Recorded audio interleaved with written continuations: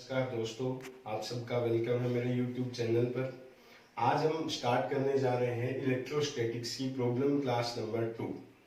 अगर कल की क्लास आप ले चुके हैं, उसके सारे डाउट्स आप क्लियर कर चुके हैं, तो अब हम स्टार्ट करते हैं क्लास 2, जिसका फर्स्ट क्वेश्चन है two metallic spheres of radius in ratio 3:2 are charged and then connected by a conducting wire.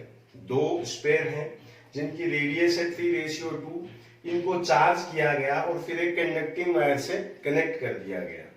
The ratio of electric field on the sphere of, तो उनके सरफेस के ऊपर जो इलेक्ट्रिक फील्ड का ratio है वो क्या होगा। देखो क्या कहा गया है कि दोनों को एक कंडक्टिंग वायर से जोड़ दिया गया है। अब हम सोचते हैं या स्टार्ट करते हैं क्वेश्चन को कि अगर कोई दो स्पेयर एक कंडक्टिंग वायर से कनेक्ट किए जाएं, तो जो हम फॉर्मूला लेते हैं फाइनल चार्ज का, वो लेते हैं Q1 by Q1 plus Q2 into R1। Sorry, ये लेते हैं हम Q1 dash is equals to R1 by R1 plus R2 into Q, और दूसरे का लेते हैं R2 upon R1 plus R2 into Q। देखो दोनों में टोटल चार्ज सेम आता है, R1 प्लस R2 सेम आता है, तो हम ये कह सकते हैं किसी बॉडी पे जो चार्ज है वो उसकी रेडियस के डायरेक्टली प्रोपोर्शनल होता है।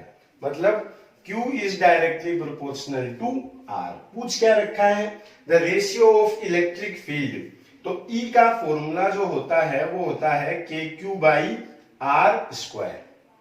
इस Q को हम किससे रिप्लेस कर दें, R से। तो अगर इसकी जगह पे हम R लिख दें तो एक R से एक R कैंसिल, और E is inversely proportional to क्या मिलता है हमें, 1 बाई R, या E is proportional to 1 by R। अब R का रेशियो कितना दे रखा है हमें, 3:2, तो जो E का रेशियो होगा वो होगा E1 by E2 is equals to R2 by R1। R का रेशियो था 3:2, तो ये आएगा 2:3। जो ऑप्शन थे वो थे 3:2, 2:3, 9:4, 4:9, तो राइट ऑप्शन इज बी। चलिए बात करते हैं क्वेश्चन नंबर 2 पे। Two identical pendulums A and B are suspended from the one point. हमारे पास दो पेंडुलम है ए और बी, दोनों को यहां से सेम पॉइंट पे लटकाया गया है। The bobs A and B are given positively charged Q1 and Q2। इसे Q1 दिया गया, इसे Q2 दिया गया। If mass of A and B are M1 and M2 and M1 is greater than M2, M1 is greater than M2, and angles from vertical of A and B are θ1 and θ2। अब जैसे ही इनको charge दिया गया तो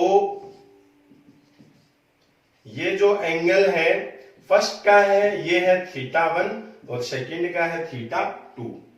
then θ1 is equals to θ2, θ1 is greater than θ2, θ1 less than θ2, या θ1 is greater than equals to θ2। देखो इस तरह का क्वेश्चन दो तरह से आता है। एक जिसमें दिया हुआ होता है टाइप 1, जिसमें लिखा होता है Q1 is greater than Q2 और Q2 is greater than Q1। मतलब एक वो क्वेश्चन जो चार्ज बेस्ड होता है। ऐसे क्वेश्चन का कंसेप्ट इस चीज पे जाके डिपेंड करता है कि जो कूलाम फोर्स है वो दोनों पे इक्वल लगता है। इस वजह से अगर इस टाइप का क्वेश्चन आए तो जो θ1 और θ2 दिए जाते हैं वो इक्वल दिए जाते हैं। दूसरा है आज के जैसा क्वेश्चन जो मास बेस्ड है, जिसमें दे रखा है कि M1 is greater then M2। अब देखो चार्ज कितना भी हो, अगर दोनों बोब्स को कहीं भी लटकाएंगे तो जो इलेक्ट्रोस्टैटिक फोर्स होगा वो दोनों पे कितना होगा, KQ1 Q2 by R square. तो जो इस साइड में लगने वाले फोर्स हैं वो दोनों क्या है, इक्वल है, लेकिन M1 क्या है, ज्यादा है। मतलब जब हमने यहां इसको लटकाया था M1 को, तो जो नीचे की तरफ मास था M1G, वेट फोर्स जो M1 का था वो M2 से ज्यादा था। अब अगर इधर M1G ज्यादा है, यहां हम मान लेते हैं, मान लो M2 को, यहां है M2G, और हमें पता है कि अगर m1 is greater than equals to m2 है तो ये ज्यादा है। अब अगर दोनों पे सेम फोर्स इस साइड में लगता है तो जिसका वेट कम होगा, फोर्स दोनों पे इक्वल है, जिसका वेट कम होगा वो ज्यादा डिस्टेंस तक को कैरी करेगा। तो जो ये मास है, मान लो ये चला गया यहां तक, जबकि इसका वेट ज्यादा था, ये आया कम। तो अगर इसको हम कहें θ1, इसको हम कहें θ2, तो हम कह सकते हैं θ2 विल बी ग्रेटर देन θ1। कौन सा ऑप्शन है ऐसा? देखो, फर्स्ट है θ1 इक्वल्स टू θ2, नहीं हो सकता। θ1 इज ग्रेटर देन θ2, नहीं हो सकता। θ2 इज ग्रेटर देन θ1, ये है राइट ऑप्शन। ध्यान देने की जो बात है वो ये है कि इस टाइप का क्वेश्चन जिसमें मास हो उसमें थीटा वेरी करता है, जबकि जो चार्ज बेस्ड क्वेश्चन है उसमें थीटा वेरी नहीं करता है। कि two charges Q and 4Q are placed at A0 and -2A0। Question ये है कि अगर ये y एक्सिस हो, ये x एक्सिस हो, तो जो Q चार्ज है उसको रखा गया है A0 पर, यहां A0, यहां चार्ज है Q, और जो 4Q है इसको रखा गया है -2A0, दिस इज -2A0, यहां रखा गया है 4Q। Then the neutral point is at, तो न्यूट्रल पॉइंट कहां होगा? न्यूट्रल पॉइंट उस पॉइंट को बोलते हैं जहां अगर किसी तीसरे चार्ज को रख दिया जाए तो फोर्स 0 हो, या उस पॉइंट को जहां इलेक्ट्रिक फील्ड 0 हो। अब देखो, ऐसे क्वेश्चन का बेसिक कंसेप्ट जो है वो ये है कि न्यूट्रल पॉइंट हमेशा स्मॉलर चार्ज की तरफ होता है। क्या है? The neutral point will be always towards smaller charge. अगर दोनों सेम नेचर के हैं तो उनके बीच में होता है, और अगर अपोजिट नेचर के हैं तो कहीं बाहर होता है, लेकिन होता हमेशा स्मॉलर चार्ज की तरफ है। अब ये है 4Q, ये है Q। पहले मैं आपको ऐसे क्वेश्चन का डायरेक्ट आंसर देना सिखा रहा हूं। ये वो क्वेश्चन है जो एग्जाम में अपना टाइम बचा सकते हैं। देखो, ये डिस्टेंस है 2A, ये है A, तो आंसर कंफर्म है कि बीच में नहीं होके कहीं इसके साइड में आएगा। तो फर्स्ट ऑप्शन है A/2 0, A/2 मींस यहां गई। B है A0 मतलब यहां नहीं हो सकता, तो B ऑप्शन को हम डायरेक्ट काट सकते हैं। C है A/3, 0, इसके बीच में यहां कहीं। D है 0 0, यहां कहीं। अब कंफ्यूजन ये है कि इन तीनों में से कोई भी एक राइट ऑप्शन हो सकता है। चलो स्टार्ट करते हैं। जो टोटल डिस्टेंस है उसको हम मान लेते हैं 3A, यहां से डिस्टेंस हम मान लेते हैं x, और यहां से हम डिस्टेंस मान लेते हैं 3A - x। यूं नहीं लेना चाहो तो आप डायरेक्ट 3 भी ले सकते हो, 2 ये है, 1 ये है, तो इसको ले सकते हैं 3 - x। अब यहां इलेक्ट्रिक फील्ड को करना है 0, या इसकी वजह से फील्ड और इसकी वजह से फील्ड दोनों को इक्वल करना है, तो इसकी वजह से होगा KQ/R²। R² मींस यहां से डिस्टेंस क्या है? 3 - x का स्क्वायर। यहां क्या है? KQ/x²। K से K कैंसिल, Q से Q कैंसिल, दोनों तरफ रूट कर दें तो 2/3 - x is equals to 1/x। Cross multiply करेंगे तो आएगा 2x is equals to 3 - x। ये इधर आया तो आएगा 3x इज इक्वल्स टू 3, या x is equals to 1। x is equals to 1 मतलब यहां से जो डिस्टेंस है वो 1 है। 1 का मतलब यहां से यहां है। अब इस पॉइंट को हम क्या बोल सकते हैं? 0 0। ऑप्शन क्या थे? A/2 0 नहीं है, A0 नहीं है, A/3 0 नहीं है, 0 0। This one is the right option. आते हैं अपने फोर्थ क्वेश्चन पे, जो है alpha particle is revolving around an infinitely long wire charge of linear charge density lambda at perpendicular distance r from it. सवाल क्या है कि एक वायर है जिसकी चार्ज डेंसिटी हमें दी हुई है lambda. The centripetal force on the particle is, कोई इलेक्ट्रॉन या कोई अल्फा पार्टिकल उसे बोलते हैं जिसपे पॉजिटिव 2e चार्ज होता है। तो कोई 2e चार्ज जो है वो इसके चारों तरफ सर्कुलर ऑर्बिट में घूम रहा है, तो इस पे या इधर जो फोर्स लगता है वो क्या होगा। देखो ये क्वेश्चन इसलिए इंपॉर्टेंट है कि 2019 में जो पेपर आया उसमें यूं था कि क्वेश्चंस इजी थे, लेकिन जस्ट सोचना था और आंसर देना था। अब इस तरह का क्वेश्चन देखने के बाद अपने माइंड में जो चीजें आती है वो ये कि इस पे इधर इलेक्ट्रोस्टैटिक फोर्स लगता है, इधर ये फोर्स लगता है, बैलेंस करते हैं, ऐसा कुछ नहीं है। क्वेश्चन में जस्ट पूछ रखा है द सेंट्रीपिटल फोर्स, मतलब जो इधर लगता है वो किसके इक्वल होगा, उसके इक्वल जो इधर लगता है। इधर Q चार्ज पे कितना फोर्स लगेगा, QE। तो पहली चीज तो चार्ज डेंसिटी जो लैम्डा है वो पॉजिटिव नहीं होकर कैसी होगी, नेगेटिव होगी। क्यों होगी, क्योंकि अल्फा पे कैसा चार्ज है, पॉजिटिव है। तो यहां जो हमने प्लस दिखाया है उसको किससे दिखाना चाहिए हमें, नेगेटिव से। अब सेंट्रीपिटल फोर्स इक्वल होगा QE के। Q तो है अल्फा का जो कितना दे रखा है हमें 2E, और E इलेक्ट्रिक फील्ड वायर की वजह से हम पढ़ते हैं 2k लैम्डा अपॉन r। तो 2k का मतलब होता है 1/4πε0 लैम्डा। लैम्डा होता है यूनिट लेंथ का चार्ज, जिसको हम क्या लिखते हैं, lambda is equals to Q upon L। अब इस वायर के लिए जो चार्ज डेंसिटी दे रखी थी लैम्डा, तो यहां से हम Q क्या ले सकते हैं, लैम्डा इंटू L, लेकिन इन चारों ही ऑप्शन में कहीं भी L नहीं है। तो L को एक बार के लिए कितना मान लेते हैं 1, तो यहां आएगा 2k लैम्डा, लैम्डा की जगह पे क्या लिख देंगे Q अपॉन R, ये रहा R।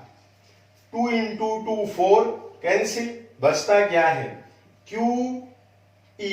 यहां पे Q लिख सकते हो या लैम्डा लिख सकते हो, दोनों एक ही बात है। तो आएगा lambda E upon pi epsilon not R। देखते हैं ऑप्शंस में, फर्स्ट है lambda E upon 2 pi epsilon not R, नहीं है, हटाओ। सेकंड है lambda E upon pi epsilon not R, ये रहा अपना आंसर। तो सही ऑप्शन क्या है, सेकंड। हम आते हैं नेक्स्ट क्वेश्चन पे।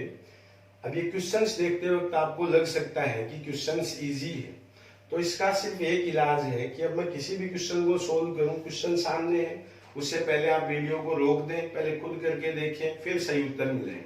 आप कंटिन्यू 5-7 सवाल मिलाओगे तो आपको पता लग जाएगा कि क्वेश्चंस कैसे। फिफ्थ पे आते हैं, the dipole moment of system is. यहाँ जो सिस्टम दिखाया हुआ है इसका डाइपोल मोमेंट क्या है, ये ऑप्शंस है, ये डायग्राम है। देखो हमें ये बता रखा है कि यहां है -3q चार्ज, यहां है q चार्ज और यहां है 2q चार्ज। यहां सिस्टम में दो डाइपोल है, -3q को अगर -2q और q माइनस का लिख दें तो एक डाइपोल तो है यूं और दूसरा डाइपोल है यूं। -q 2+q होता है डाइपोल मोमेंट, तो इस डाइपोल का डाइपोल मोमेंट ले ले इधर Q इंटू L। इस डाइपोल का -2q 2+2q, इसका डाइपोल मोमेंट है इधर 2q इंटू L। अब डायग्राम में तीनों साइड इक्वल दिखा रखी है, L L L। तो अगर तीनों साइड इक्वल हो तो ये बीच का एंगल कितना होगा 60। जब दो वैल्यू 60 पे हो, उनका रिजल्टेंट लेना हो तो फॉर्मूला है resultant equals to √a² + b² + 2ab cos 60। तो लगाएंगे QL² प्लस ये आएगा 2QL का स्क्वायर, तो 2QL² plus 2ab cos 60। QL का स्क्वायर 1, इस 2QL का 4, मिला के लिख देते हैं 5Q²L² प्लस cos 60 की वैल्यू होती है 1/2, तो 2 से 2 कैंसिल, ये आ गया 2QL, 2Q² L², टोटल कितना हो गया 7। क्यू स्क्वायर एल स्क्वायर का रूट आएगा QL और 5 + 2 कितना हो गया √7। तो जो इन दोनों डाइपोल का रिजल्टेंट है वो हम कितना दे सकते हैं √7 QL। ये first option, second third fourth है रॉन्ग और फर्स्ट ऑप्शन है राइट। अब चलते हैं सिक्स्थ क्वेश्चन पे। Electric dipole with dipole moment P = I + J coulomb × metre. कोई डाइपोल है जिसका डाइपोल मोमेंट हमें गिवन है, is kept in field E = 2I cap. Electric field का जो डायरेक्शन है वो है 2I cap. Then potential energy of the dipole is, potential energy का जो डाइपोल का ये फॉर्मूला है वो हम पढ़ते हैं -PE cos थीटा। तो अगर इस माइनस को बाहर रख लें तो PE cos थीटा, अगर A.B दो वेक्टर का स्केलर प्रोडक्ट किया जाए तो इसको हम लिखते हैं AB cos theta. Similarly PE cos theta को हम क्या लिख सकते हैं P.E। अब डॉट प्रोडक्ट का मतलब होता है I का I से और J का J से। तो पहले P को लिखते हैं I cap + J cap, E को लिखते हैं 2I cap dot 2I cap. Dot का मतलब है I को I से J को J से, तो -I × I 2 × 1 कितना आएगा 2। अब आगे J नहीं है मतलब 0 है, तो 1 को 0 से मल्टीप्लाई करेंगे तो 0, तो सिर्फ कितना बचता है -2 joule. So the potential energy of this dipole is -2 joule. ये अब चलते हैं हम अपने नेक्स्ट क्वेश्चन पे। An electric dipole is rotated in uniform electric field from stable equilibrium position. कोई डाइपोल है जिसको इलेक्ट्रिक फील्ड में रोटेट करवाया जा रहा है। जब हम इसको रोटेट करवाते हैं तो हम इसके दो फॉर्मूले जानते हैं। फर्स्ट, अगर पूछा जाए वर्क डन तो W = लिखा जाता है PE cos θ1 - cos θ2, और अगर पूछा जाए पोटेंशियल एनर्जी तो -PE cos θ, और अगर पूछा जाए टॉर्क तो उसको लिखते हैं हम PE sin θ। आगे चलते हैं। The graph represent variation of its potential energy. तो पोटेंशियल एनर्जी का जो सही वेरिएशन है वो कौन सा है। अभी जब हम इसको क्लास में डिस्कस करते हैं तब ये लगता है इजी, लेकिन यही क्वेश्चन जब किसी एग्जाम में हम फेस करते हैं तो उस टाइम पे इसके बारे में बहुत हम डीप में सोचने लग जाते हैं। हम क्वेश्चन को फिर से पढ़ते हैं, आंसर जो है वो हमेशा क्वेश्चन के अंदर गिवन होता है। आइए, an electric dipole is rotated in field from stable equilibrium position.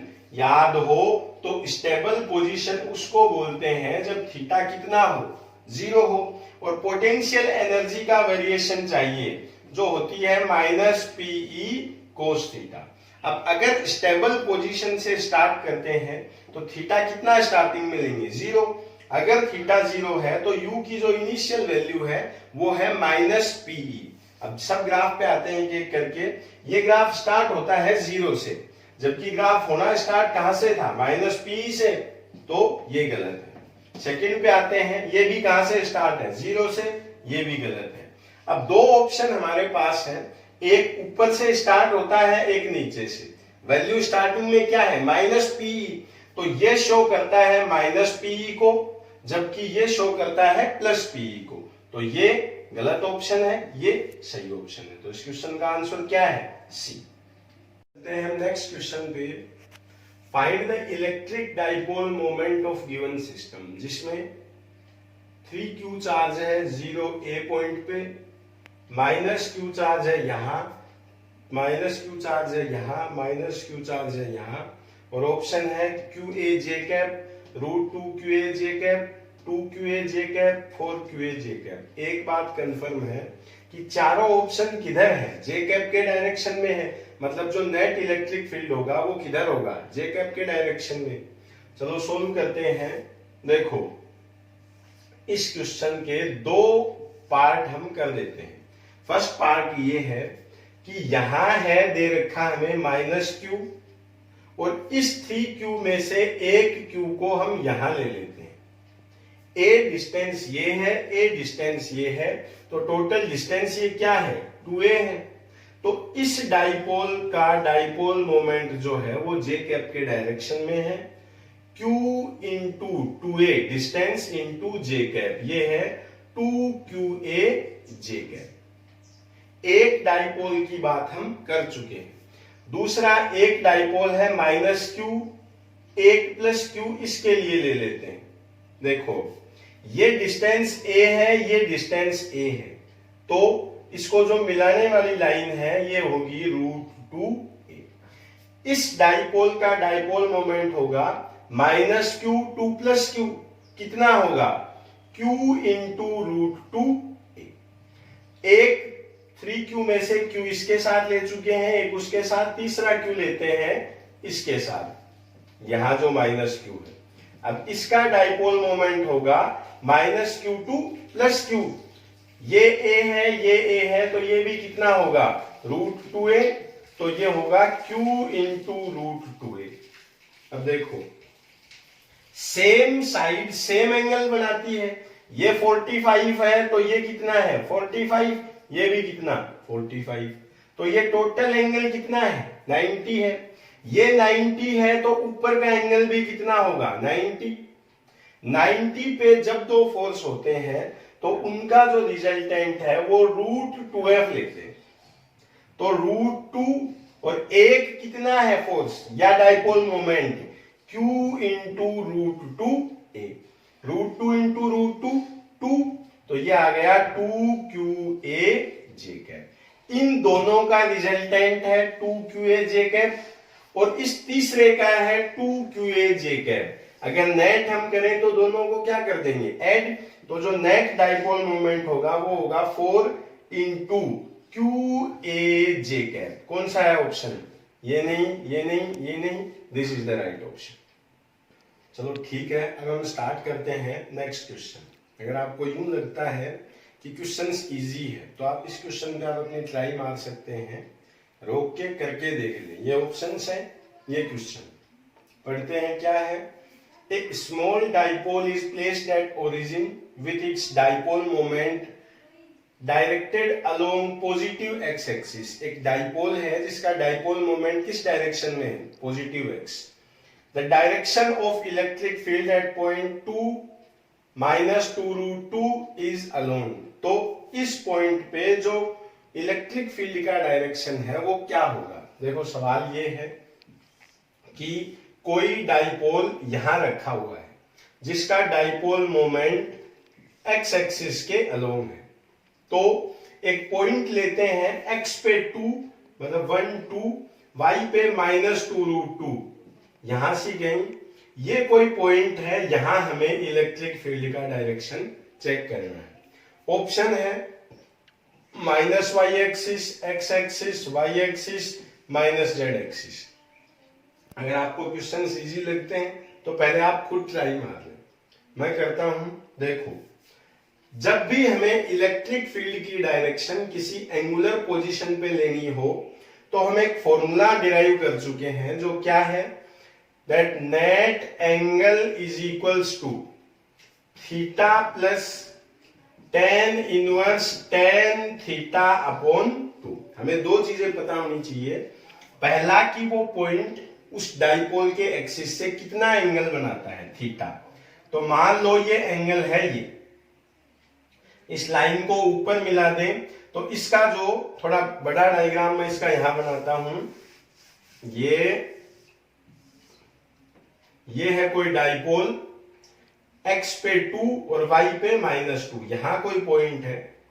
अब इसकी एक्सिस से एंगल है ये, x पे कितना है 2 और y पे कितना दे रखा है 2√2, माइनस है इसलिए नीचे के डायरेक्शन में लिया है। थीटा कितना होगा, theta is equals to tan inverse y upon x, इससे निकाल सकते हैं, या हम ले सकते हैं tan theta is equals to perpendicular upon base, perpendicular है 2√2 और बेस है 2, तो ये कितना मिलता है √2 या 1.414। देखो tan 45 होता है 1 और tan 60 होता है √3 या 1.7। हमें कितना मिलता है 1.4, तो ये इसके बीच में कहीं है। चलो मान लेते हैं थीटा है 55 डिग्री। अब इलेक्ट्रिक फील्ड के डायरेक्शन का जो एंगल है वो होता है theta plus tan inverse tan theta by 2। Theta कितना है 55 प्लस, अगर इस फॉर्मूले का आपको पता नहीं है तो हमने पीछे एक वीडियो लेक्चर डाउनलोड किया है इलेक्ट्रिक डाइपोल, उसमें आप जाके पढ़ सकते हैं कि ये फॉर्मूला कहां से आता है। tan inverse tan theta means tan 55 upon 2 is equals to 55 plus tan inverse tan 55। ये किसकी वैल्यू ली थी हमने √2 की, तो √2 बाई √2 से 2 कटेगा √2 बार 1 बाई √2 की वैल्यू होती है 0.707। देखो अब tan 0 0 tan 30 1 बाई √3 या 0.6 tan 45 1, हमारी वैल्यू है 0.707, कहीं इनके बीच में है। 0.6 से ज्यादा है 1 से कम है, ज्यादा इसके पास है, चलो इसको हम मान लेते हैं 35। तो एग्जैक्ट एंगल कितना आएगा 55 प्लस 35, टोटल कितना हो गया 90। यहां से 90 होने का मतलब है ये डायरेक्शन, तो कौन सी डायरेक्शन है negative Y direction, negative Y ये रहा राइट ऑप्शन। ढंग से इस सवाल को 2-3 बार समझ लें तब इसका आंसर आपको समझ में आएगा। अब आते हैं नेक्स्ट क्वेश्चन पे। Find the electric flux in given cases. दो सेमी स्पेयर है, आधे स्पेयर है, दोनों में इलेक्ट्रिक फील्ड E है, रेडियस R है, ऑप्शंस ये दिए हुए। देखो इस फर्स्ट डायग्राम को अगर हम सही से देखते हैं तो इसमें फील्ड जो है वो स्पेयर से बाहर निकल रहा है। हम ये मान सकते हैं कि एक कंप्लीट स्पेयर है जिसके सेंटर पे Q चार्ज है। अब हम पढ़ते हैं कि phi is equals to E dot A ले सकते हैं, तो टोटल चार्ज अगर अंदर बंद हो तो आधा फ्लक्स ऊपर निकलेगा, आधा किधर निकलेगा नीचे। ये चार्ज है तो ये इलेक्ट्रिक फील्ड लाइन है इसके सरफेस से परपेंडिकुलर बाहर आ रही है। एक चीज कंफर्म है कि जितनी भी लाइनें हैं वो इसके आउटर स्पेयर से बाहर आएगी, चाहे इस साइड से आए, चाहे इस साइड से, चाहे ऊपर, चाहे इन साइड्स में। तो जो इसका बाहर का सरफेस है कितना है, स्पेयर का कंप्लीट सरफेस होता है 4πr², जबकि सेमी स्पेयर का क्या होगा 2πr²। तो अगर इस तरह का डायग्राम बना हुआ आता है तो जो एरिया है वो कितना लिया जाएगा 2πr²। तो फाई इज इक्वल्स टू क्या लिख सकते हैं E डॉट A, और A की जगह पे कितना लिखेंगे 2πr²। रीजन क्या है, जितनी भी इलेक्ट्रिक फील्ड लाइंस है वो सब कहां से निकली है बाहर के सरफेस से। अगर इसी सेमी स्पेयर को इस तरह के फील्ड में रखा जाए, अब ये सेमी स्पेयर कुछ इस तरह से है, इलेक्ट्रिक फील्ड लाइंस इसके अंदर से निकलती है। अब यहां ये कंफर्म है कि जितनी भी लाइनें हैं वो एंटर कहां से करती है इस सर्कुलर फेस से। स्पेयर बाहर है, सरफेस इधर है और यहां से फील्ड लाइंस आ रही है, तो जितनी भी फील्ड लाइन है वो एंटर कहां से करती है सर्कुलर फेस से, जिसका एरिया कितना लेते हैं πr²। इस केस में अगर फील्ड लाइनें यूं निकलती हो तो जो इलेक्ट्रिक फील्ड है E डॉट A इस बार आउटर फेस नहीं लेना है, वो सर्कुलर फेस लेना है, जिसका एरिया कितना है πr²। इस केस में आंसर होगा ये, जबकि अगर इस तरह से बना हुआ आता है तो आंसर होगा ये। आइए अब बात करते हैं नेक्स्ट क्वेश्चन की। ये क्वेश्चन एनसीईआरटी की बुक का लास्ट एग्जाम्पल है, फर्स्ट चैप्टर में लास्ट एग्जाम्पल। सेम नहीं है, अप्रोक्सीमेट सेम है। क्वेश्चन क्या है, an early model for an atom considered to have a positively charged point nucleus of charge Ze surrounded by a uniform density of negative charge up to a radius r। क्या है कि जो पहले atom की image consider की गई थी वो कुछ इस तरह से थी कि ये न्यूक्लियस है बीच में जो कैसे चार्ज का है पॉजिटिव है, और इलेक्ट्रॉन इस पे यूं है यूनिफॉर्म चार्ज डेंसिटी के साथ में भरे हुए हैं। किस रेडियस तक? सेंटर से r तक। The atom as a whole is neutral, completely जो एटम है वो क्या है? न्यूट्रल है।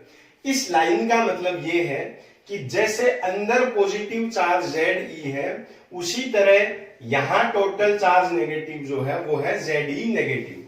फॉर दिस मॉडल, इस मॉडल के लिए, what is the electric field at a distance r from the nucleus where r is greater than r।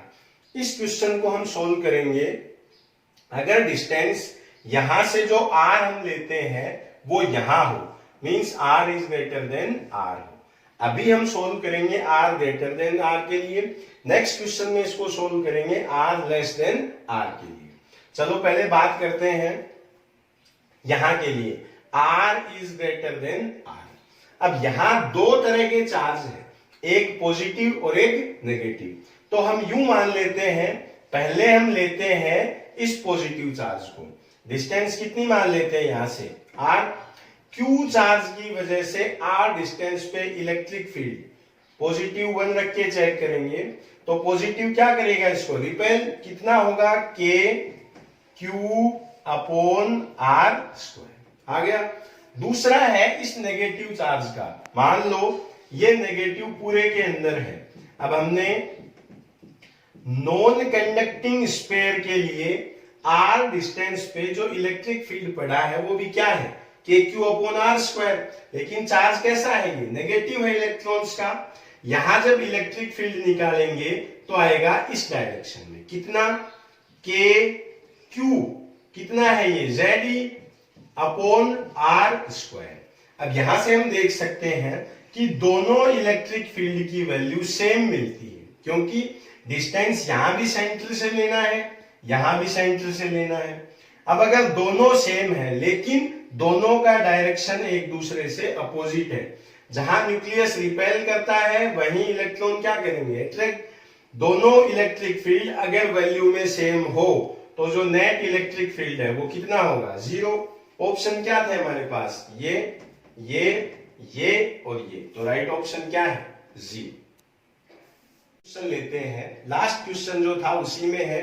अब इस r को ग्रेटर देन r की जगह पे हम कर देते हैं लेस देन r, मतलब जो पॉइंट है वो बाहर नहीं लेके हम लेते हैं मान लो यहां। अब ध्यान से देखना, यहां अगर लेते हैं तो इस पॉइंट चार्ज की वजह से तो जो इलेक्ट्रिक फील्ड है वो सेम आएगा। मान लो डिस्टेंस से लेते हैं r, तो ये पॉजिटिव Ze है, r डिस्टेंस पे electric field KQ upon r square. लेकिन अब नेगेटिव पूरा चार्ज कंसीडर हम नहीं कर सकते।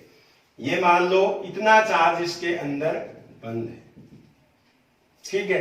अब ये आ गया है इसके किसी इंटरनल पॉइंट के लिए, तो हमारे पास दो ऑप्शन है, या तो हम नॉन कंडक्टिंग स्फीयर का इंटरनल फॉर्मूला जो था उसको कंसीडर कर ले, या तो पहले इस स्फीयर का चार्ज हम निकाल लेते हैं, उसका इलेक्ट्रिक फील्ड निकालने के बाद इसमें से उसको माइनस कर देंगे। चलो आते हैं इस पे बात करते हैं। टोटल नेगेटिव चार्ज कितना था? Ze।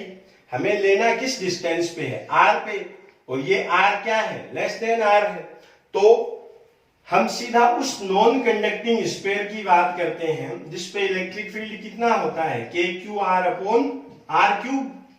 अब यहाँ Q कितना है? Ze, तो KZER अपॉन r क्यूब, ठीक है। अब अगर इलेक्ट्रिक फील्ड निकालना हो इस पॉइंट पे तो नेट कैसे आएगा? KZE upon r square.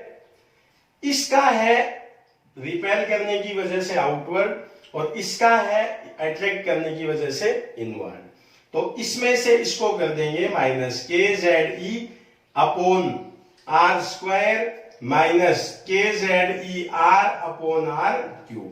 अगर KZE कॉमन ले लें तो 1/r square minus r upon r cube. ये वो क्वेश्चन है जो एनसीईआरटी का लास्ट एग्जाम्पल है, जिसमें अगर पॉइंट को यहां ले लिया जाए तो मिलता है ये।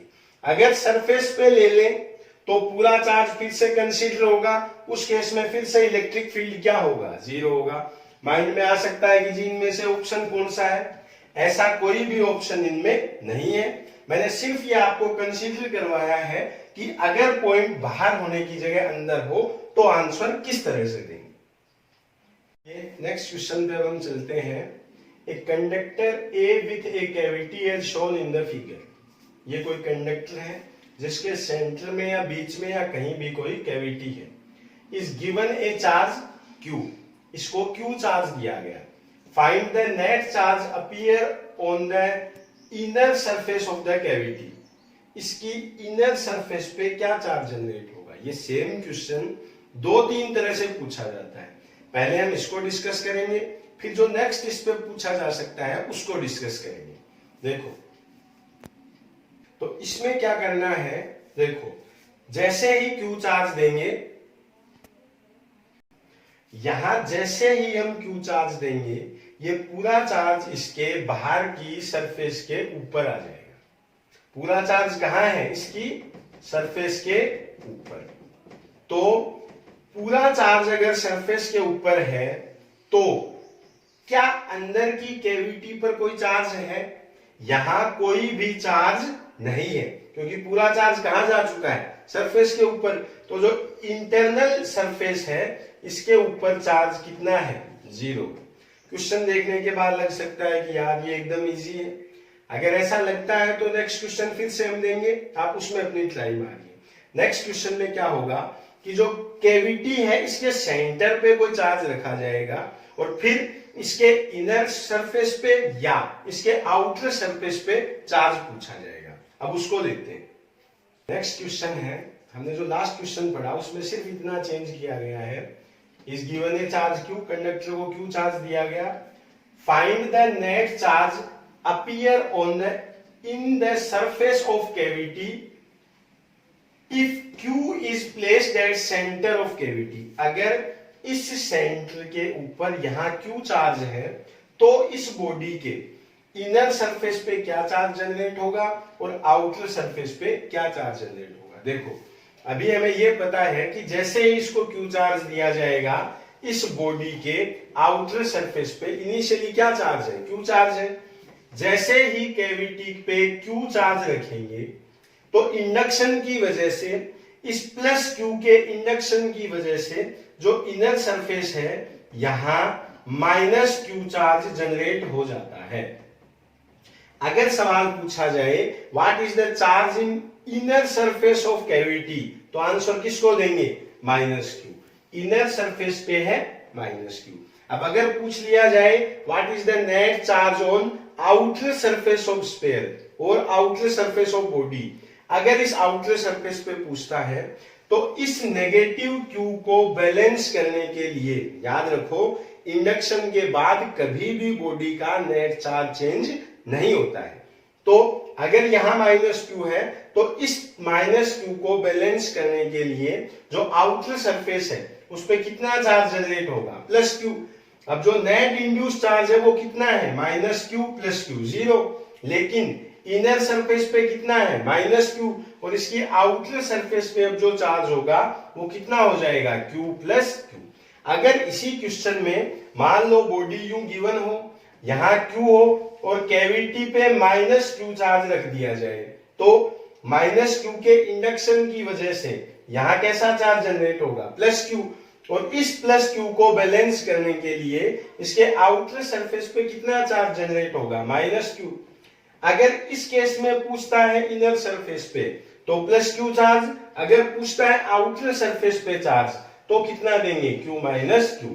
तो क्वेश्चन सोल्व करने से पहले ये देख लें कि क्वेश्चन किस टाइप का है, इस टाइप का है, इस टाइप का है, इस टाइप का है। फर्स्ट टाइप वो था जब यहां सेंटर पे कुछ भी रखा हुआ नहीं था तो इनर सरफेस पे 0, आउटर सरफेस पे Q, क्योंकि दिया हुआ कितना चार्ज है, Q है। सेकंड केस अगर यहां +Q हो तो इंडक्शन की वजह से यहां -Q बैलेंस करने के लिए यहां +Q, तो आउटर सरफेस पे कितना है, Q + Q।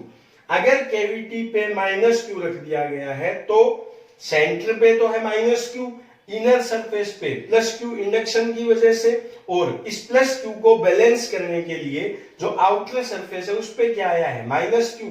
तो नेट चार्ज आएगा Q माइनस Q। आइए नेक्स्ट क्वेश्चन पढ़ते हैं। A uniform electric field E is applied to an insulator K. The electric field inside the insulator is। सवाल क्या है कि मान लो कोई इलेक्ट्रिक फील्ड E गिवन है, इसके बीच में किसी इंसुलेटर को रख देते हैं। माइंड में जो चीज आती है वो ये आती है कि अगर इंसुलेटर को रखते हैं, मान लो इस इलेक्ट्रिक फील्ड को यूं एज्यूम कर ले कि यहाँ प्लस है, यहाँ माइनस है और इलेक्ट्रिक फील्ड प्लस से माइनस की तरफ है। यहाँ अगर इस बॉडी को रख दें तो जो इलेक्ट्रिक फील्ड होता है वो इसको पोलराइज कर देगा। प्लस की तरफ क्या आएगा, माइनस आएगा, माइनस की तरफ क्या आएगा, प्लस आएगा। तो प्लस से माइनस की तरफ इलेक्ट्रिक फील्ड यूं। अब माइंड में सवाल ये आता है कि क्या इलेक्ट्रिक फील्ड जो इसमें इंड्यूस हुआ वो इसके इक्वल है। देखो ये K क्या है, this is ability to polarise. मतलब अगर यहां प्लस चार्ज है तो ये मटेरियल कितना पोलराइज्ड हो सकता है। अगर इसकी एबिलिटी इसके इक्वल होने की है, मतलब अगर ये मेटल है, तब तो हम कह सकते हैं कि अगर ये इलेक्ट्रिक फील्ड E होता तो ये भी इलेक्ट्रिक फील्ड कितना होता। मतलब अगर इस क्वेश्चन में हमें इस इंसुलेटर की जगह दे दिया जाए कि दिस इज ए मेटल, अगर मेटल हो तो इलेक्ट्रिक फील्ड ये है, तो हम कह सकते थे कि मान लो ये भी इलेक्ट्रिक फील्ड कितना हो सकता है E। लेकिन क्वेश्चन में क्या दिया हुआ है, इंसुलेटर दिया हुआ है। अब इंसुलेटर के केस में ये सारे कंसेप्ट साइड में हो जाते हैं। अगर इसका एबिलिटी इसने दिया है K, तो जस्ट जो इलेक्ट्रिक फील्ड है उसको कर दिया जाता है E/K। कैसे याद होगा, हम इलेक्ट्रिक फील्ड जो पढ़ते हैं किसी प्लेट्स के बीच में या किसी प्लेट की वजह से, वो होता है σ/2 एप्सिलॉन नॉट।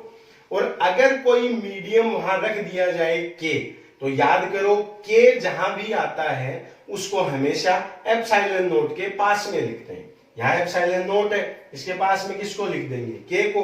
तो जो नया इलेक्ट्रिक फील्ड होगा वो क्या होगा, E/K। आइए अब चलते हैं नेक्स्ट क्वेश्चन पे।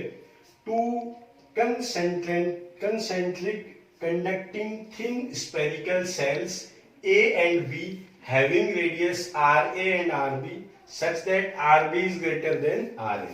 हमारे पास दो स्पेरिकल सेल है जिसमें RA स्मॉल रेडियस की है और RB ज्यादा रेडियस की है। R charge up to QA and minus QB such that QB is greater than QA। इसको दिया गया QA चार्ज, इसको दिया गया minus QB charge. For the electric field along a line passing through the center is।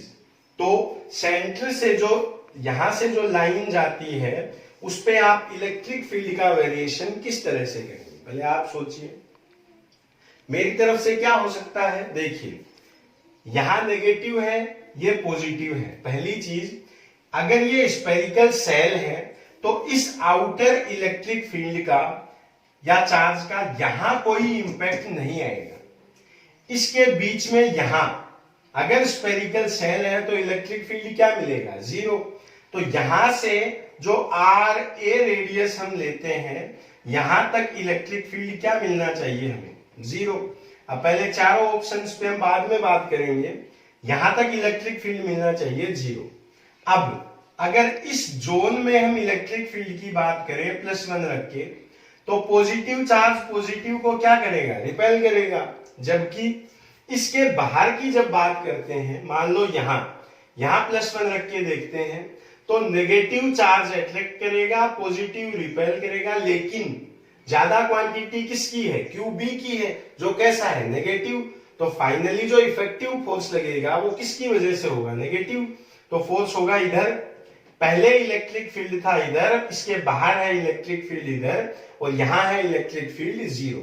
तो answer हमें उसे करना चाहिए जिसमें पहले 0 हो, फिर अलग इलेक्ट्रिक फील्ड हो और फिर अलग इलेक्ट्रिक फील्ड हो।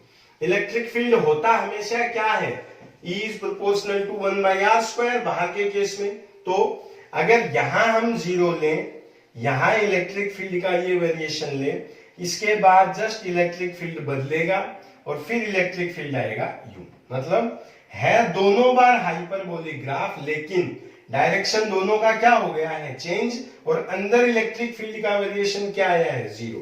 तो फर्स्ट ऑप्शन जो है, हम चारों की बात करते हैं, यहां जीरो है, सही है, यहां इलेक्ट्रिक फील्ड है, डायरेक्शन चेंज हुआ, ये this is the right option. बाकी तीन को भी देख लेते हैं।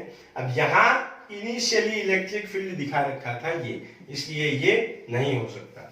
इस पे बात करते हैं, फिर से इलेक्ट्रिक फील्ड दिखा रखा था, देखिए ये और ये दोनों के सही हैं, लेकिन ये राइट ऑप्शन इसलिए नहीं है क्योंकि यहां जीरो देने की बजाय इसने इलेक्ट्रिक फील्ड दिया है।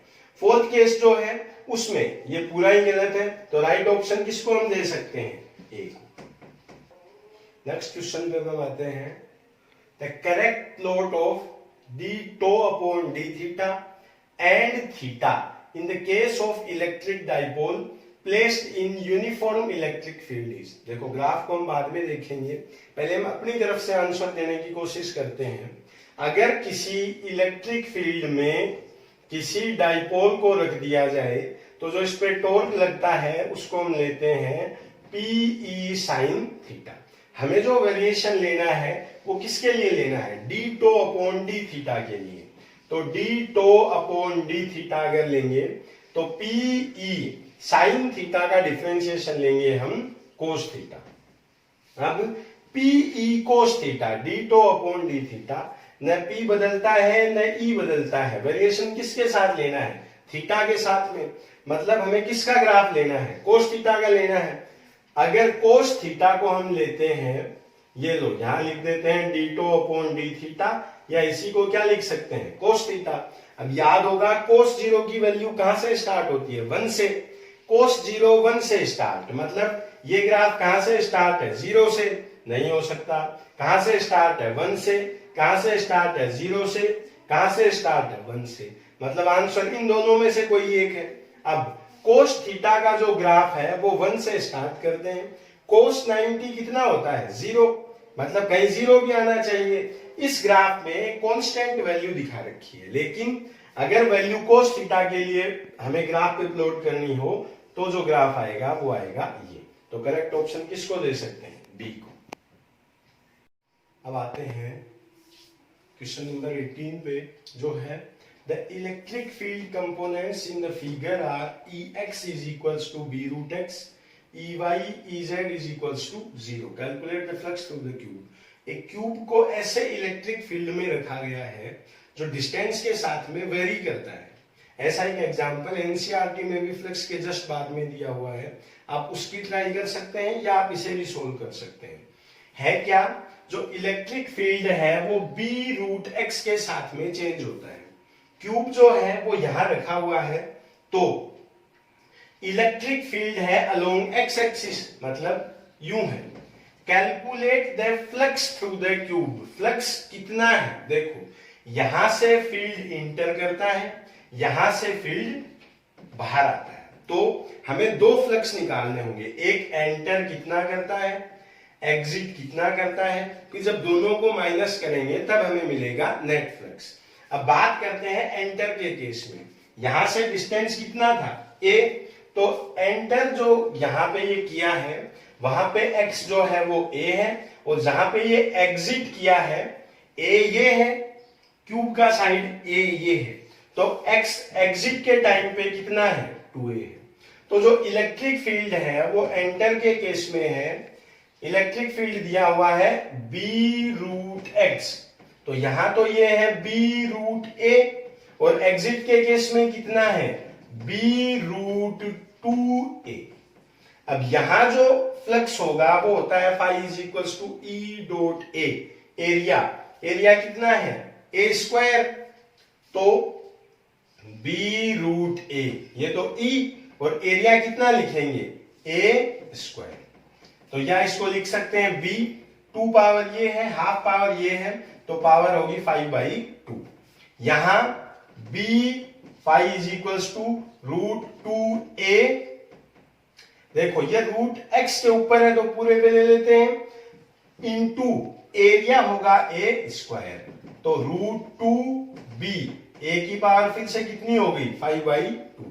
ये फ्लक्स इन है, ये फ्लक्स आउट है, तो जो फाई नेट है वो इसमें से इसको क्या कर दे माइनस, कॉमन क्या आएगा बी ए पावर 5/2। यहां क्या बचेगा √2, वहां क्या बचेगा 1, तो बी ए पावर 5/2 इंटू √2 माइनस 1। जो ऑप्शन है √2 माइनस 1 ये सिर्फ इसी ऑप्शन में है, बाकी 3 को साइड में कर देंगे, इंटू बी ए पावर 5/2। जो एनसीईआरटी में एग्जांपल है या किसी दूसरे क्वेश्चन में जरूरी नहीं है कि क्यूब को यहीं रखा जाए, हो सकता है क्यूब ओरिजिन पे रखा हो, तो उस केस में यहाँ ए की वैल्यू कितनी रख देंगे 0x की। अगर और आगे रखा हो तो इस डिस्टेंस को जहां कहीं ये रखा जाए उसके अकॉर्डिंग वेरी कर सकते हैं। ठीक है, अब हम नेक्स्ट क्वेश्चन स्टार्ट करते हैं। Two large parallel plane charge surface with charge density plus sigma and minus sigma are located as shown in the figure. हमारे पास दो प्लेट है, एक पे पॉजिटिव सिग्मा चार्ज डेंसिटी है और दूसरे पे नेगेटिव चार्ज डेंसिटी है। Which one of the following graph show the variation of electric field. तो कौन सा ग्राफ इलेक्ट्रिक फील्ड का वेरिएशन शो करता है अलोंग ए लाइन, एक लाइन पे perpendicular to plane as one moves from A to B. अगर हम ए से बी तक चलते हैं तो इलेक्ट्रिक फील्ड का वेरिएशन किस ग्राफ में सबसे सही शो होता है। देखो ऐसा क्वेश्चन नीट में शायद एक क्वेश्चन हर साल आता है, किसी भी चैप्टर से आए। अब हम इन ग्राफ को बाद में देखेंगे, पहले क्वेश्चन पे फोकस करते हैं। देखो यहां अगर इलेक्ट्रिक फील्ड चेक करते हैं तो जहां भी इलेक्ट्रिक फील्ड लेना हो वहां क्या लाके रख देंगे +1 कूलम, ये लो। पॉजिटिव प्लस को क्या करेगा रिपेल करेगा, ये लो। नेगेटिव क्या करेगा अट्रैक्ट करेगा। अब दोनों इलेक्ट्रिक फील्ड एक दूसरे से अपोजिट साइड में है। प्लेट का फील्ड डिस्टेंस पे डिपेंड करता नहीं है, अगर दोनों सेम है तो यहां इलेक्ट्रिक फील्ड कितना है 0 है। अगर बी पे चेक करें तो यहां भी क्या रख दें +1।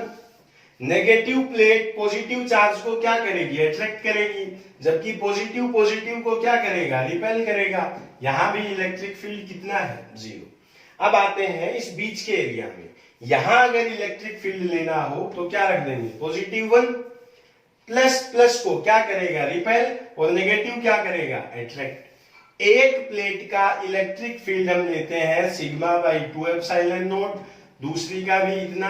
अगर नेट इलेक्ट्रिक फील्ड लेना चाहे तो कितना आएगा σ/ε नॉट। दोनों ए और बी जोन में 0 है, बीच में कांस्टेंट है। फर्स्ट ग्राफ है, ये बोलता है कि पहले इलेक्ट्रिक फील्ड इंक्रीज होता है, गलत बात है क्योंकि पहले इलेक्ट्रिक फील्ड कितना था 0 था। सेकंड में आते हैं, ये बोलता है पहले 0 है बाद में 0 है, सिर्फ बीच में कांस्टेंट है। यही अपना आंसर है। चलो फिर भी दोनों ऑप्शंस को और देखते हैं। फर्स्ट बोलता है पहले कांस्टेंट है फिर 0 फिर कांस्टेंट, नहीं पहले 0 था, ये भी गलत है और फोर्थ भी गलत है। तो राइट ऑप्शन क्या होगा सेकंड। इलेक्ट्रिक फील्ड या इलेक्ट्रोस्टैटिक्स पे बेस्ड जितने क्वेश्चन हो सकते थे उसमें हमने फर्स्ट लेक्चर में और आज सेकंड लेक्चर में अप्रोक्सीमेट 35 क्वेश्चंस कवर किए हैं। अभी हमने वहीं तक लिया है जहां तक इलेक्ट्रिक पोटेंशियल और पोटेंशियल एनर्जी की बात नहीं होती है। अगले लेक्चर में हम इलेक्ट्रोस्टैटिक पोटेंशियल, पोटेंशियल एनर्जी और उन सबको भी साथ में कंसीडर करेंगे। अगर आपको वीडियो पसंद आया हो तो लाइक करना बिल्कुल न भूलें। चैनल सब्सक्राइब नहीं किया है तो सब्सक्राइब जरूर करें और पास में जो बेल आइकन है उसको दबाना बिल्कुल न भूलें, ताकि अगले वीडियो को जब भी हम अपलोड करें तो आपको नोटिफिकेशन मिल जाए। थैंक्स।